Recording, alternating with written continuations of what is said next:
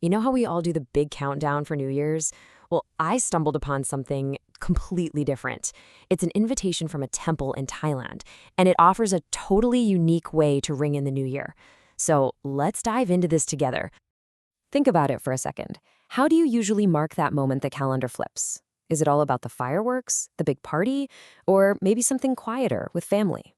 We all have our thing, right?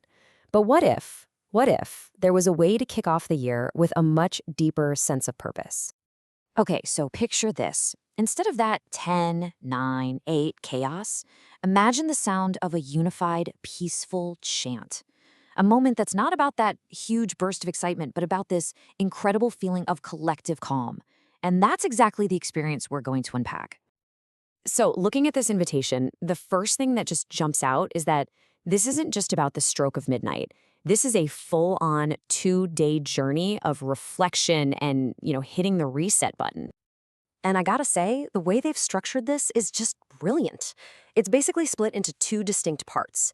New Year's Eve, that's all about looking inward. It's about quietly letting go of the old year through chanting. But then, come New Year's Day, everything flips. The focus turns outward, to the community, with an act of giving. It's this beautiful rhythm, Breathe out the old, breathe in the new. All right, so let's zoom in on that first part, the eve of chanting. Because this is where it gets really different from the New Year's parties most of us are probably used to. The main event here is something called Suat Mon Kampi, which literally means cross-year chanting. The whole idea is to use the sound, the vibration of the chanting, to sort of carry you across the threshold from the old year into the new one. It's not about rushing towards a moment. It's about being completely present in that moment of transition. So here's the rundown for the evening. Things kick off around 7 p.m. with prayers, just setting this really calm, centered foundation. Then, throughout the night, the chanting builds. And at midnight, no big bangs, no fireworks, just the single, pure, clear sound of the temple bell. And that bell isn't just a signal that the year has changed. It's a cue.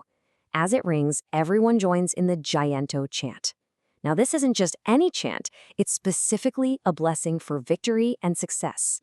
So literally, the very first sound of the new year is a powerful intention for a great year ahead. How cool is that? All right, so you've had this whole night of quiet, inward focus. Now the sun comes up, and the energy completely shifts. The attention turns outward to the community for a morning all about giving. This practice is known as Tum Bun Tuk Bat, and it's a really big deal in Thai Buddhism. The concept is actually pretty straightforward. By giving food to the monks, you're performing a positive act that helps set a positive tone for your own life in the year ahead.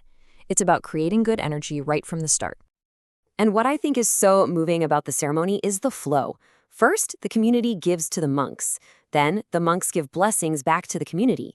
It's this amazing circular exchange of goodwill. And, to top it all off, the whole thing ends with everyone sharing a meal together.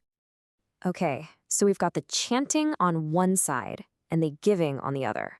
But what's the big idea here? What's the ultimate goal? What are people really hoping to get out of all this? Well, it all comes down to this one key idea, Anisong. You can think of it as the spiritual result or the blessing that comes from your actions. The chanting and the giving are seen as wholesome actions that create a positive return. It's kind of like making a spiritual investment that pays dividends all year long. And the invitation from the temple actually puts it perfectly.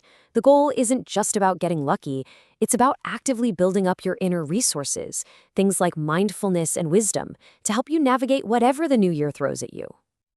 And the ultimate reward for all that effort? Well, the hope is for a year of prosperity, a life free from major roadblocks, and just filled with happiness.